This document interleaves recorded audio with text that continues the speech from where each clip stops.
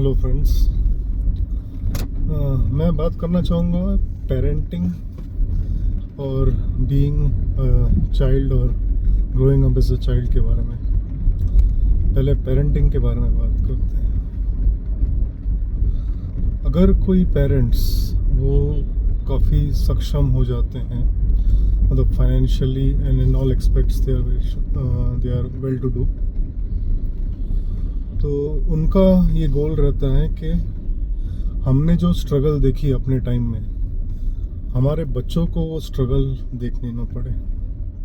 ये उनका काफ़ी ऑब्जेक्टिव बन जाता है। भाई हमने जो तकलीफ़ें देखी, पैसों की तंगी देखी या और कोई कष्ट झेले, हमारे बच्चों को नहीं झेलने पड़े।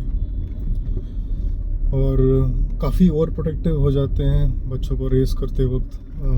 काफ़ी शील्डेड गार्डेड रखते हैं उनको।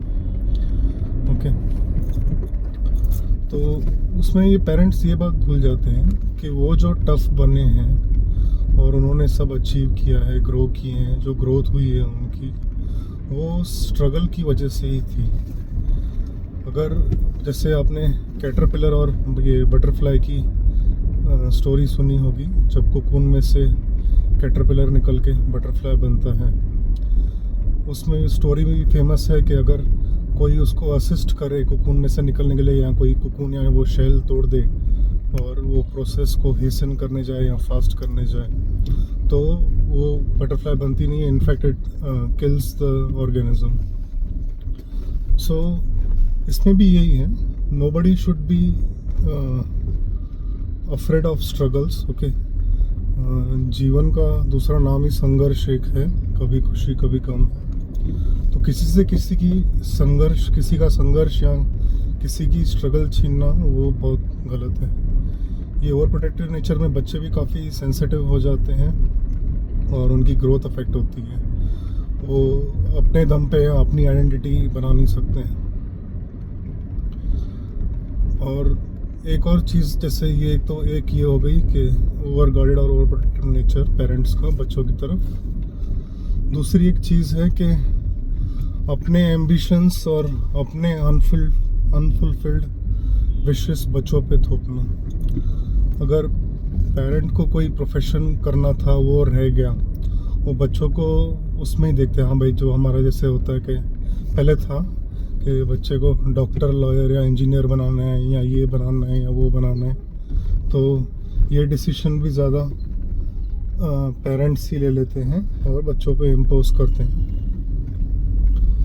तो इसमें भी वो उनका जो नेचुरल टैलेंट है, जो उनका जिस करियर की तरफ इंक्लिनेशन है, या उनका जो पोटेंशियल है, वो पूरी तरह से, बच्चों का जो पोटेंशियल है वो पूरी तरह से हार्नेस नहीं हो पाता है। ये एक दूसरी चीज़। अभी मैं इसको एक दूसरी कोरोलरी से एक्सप्लेन करूँ तो, जैसे झाड़ होता है, ओके, रिप्रोडक्शन तो हर एक ऑर्गेनिज्म का फंक्शन है, रिप्रोड्यूस करना है, मल्टीप्लाई करना है, एक्सपांड करना है। तो जब झाड़ कोई ट्री हमें फ्रूट देती है, फल देती है, हम फल खाते हैं और सीड्स यहाँ वहाँ जो भी वो डिस्कार्ड होते हैं, डिस्पोज होते हैं, और वही सीड से एक न्यू लाइफ जन्म लेती है। तो जो सारी इंफॉर्मेशन है उस डीएनए में, उस सीड में, कैसे सरवाइव करना है, कैसे ग्रो होना है, कैसे फ्लरिश करना है, वो सारी इंफॉर्मेशन उस सीड में है। ओके, वो उसको खाली एक फर्टाइल सॉइल और इनिशियल प्रोटेक्टिंग, जब तक वो छोटा पौधा थोड़ा बड़ा हो जाए, इनिशियली उसको गार्डिंग और प्रोटेक्टिवनेस की ज़रूरत होती है। मैं भी बच्चों के केस में कहूँ तो जब तक वो एडल्ट बने, 18, 20, 22 साल तक, और अपने पैरों पे खड़े हुए, उसके बाद they will flourish on their own, और they should flourish on their own if they are well trained and well brought up. Okay, तो ये भी नहीं होना चाहिए। उसमें डीएनए में इंफॉर्मेशन है, मतलब वो झाड़ ही, वो जो पेरेंट झाड़ है, वो ये नहीं बोलता नहीं ये तुम्हारी डाली कौन से डायरेक्शन में जा रही है, ये तुम्हारे पत्ते इतने लाइट कलर क्यों हैं, डार्क कलर क्यों नहीं है, वो सब नहीं होता है। वो अपना फ्लरिश खुद ही, अपना ग्रोथ, अपनी life they take care of it. Okay, तो ये दो बातें हो गई पेरेंटिंग को लेके। एक तो over protective nature plus imposing one's own parents' own wishes and ambitions on the child. तो ये पेरेंट्स के बारे में तो काफ़ी बोल दिया, अभी बच्चों के बारे में बोलता हूँ। अभी आज की जो जनरेशन है या पहले की भी जनरेशन है, वेस्टर्न इन्फ्लुएंसेस काफ़ी हैं, तो बच्चों का भी रहता है it's my life, it's my life, it's my life, I decide, I choose. Okay, अभी पहली बात तो बच्चों को ध्यान देना चाहिए कि वो पैदा ही कर्ज़ों में हुए हैं। सबसे बड़ा और सबसे प्रथम कर्ज़ उनका अपने पेरेंट्स की तरफ ही है, जिन्होंने उनको रेस करके बड़ा किया है और सपोर्ट किया है ड्यूरिंग द ग्रोइंग ईयर्स। और पेरेंट्स के बाद उनके जो नेक्स्ट आपके रिलेटिव्स होते हैं, आप उनके कर्जदार हो। आप उस घर में पैदा हुए हो या वो रिलेटिव्स के बीच में पैदा हुए हो, तो दूसरा आपका कर्ज उन रिलेटिव्स की तरफ है। रिलेटिव्स हो गए, फिर आता है नेक्स्ट आपकी कम्युनिटी।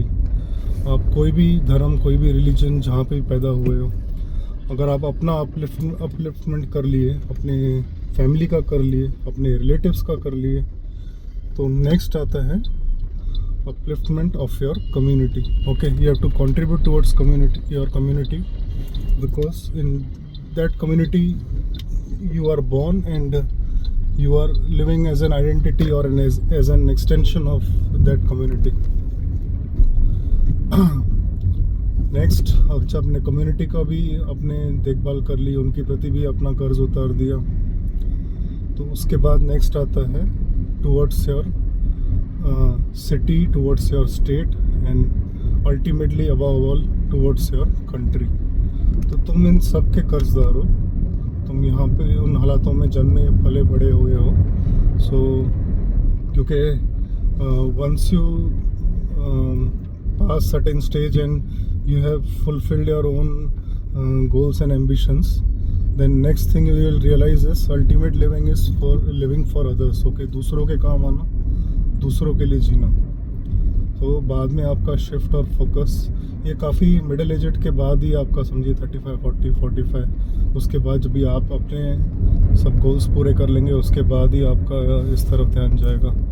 तो वो इट्स माई लाइफ नहीं है, तुम कर्जे में ही पैदा हुए हो, ये जन्म ही हुआ है कुछ हिसाब किताब पुराने जन्मों के हिसाब किताब लेवल करने के लिए। So you are here for some purpose.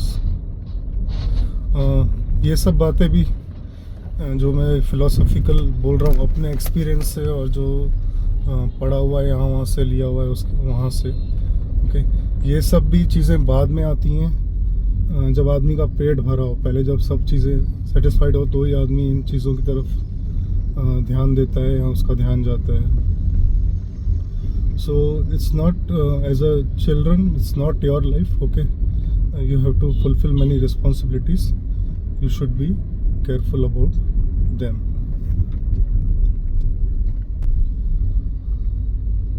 मेरा ये वीडियो शेयर करने का पर्पस था कि ये काफ़ी टाइम से ये थॉट मेरे दिमाग में घूमता था और मुझे लगता था कि मैं शेयर करूं।